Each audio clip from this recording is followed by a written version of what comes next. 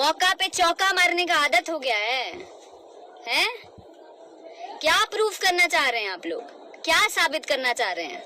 ये जो बरसाती मेढक हैं जो बिल में घुसे हुए थे कल तक, वो सारे बिल से बाहर आ चुके हैं, सारे बिल से बाहर आ गए हैं। तो बरसात का सीजन हमेशा ना रहला भैया, आज हाँ कल चल जाएगी।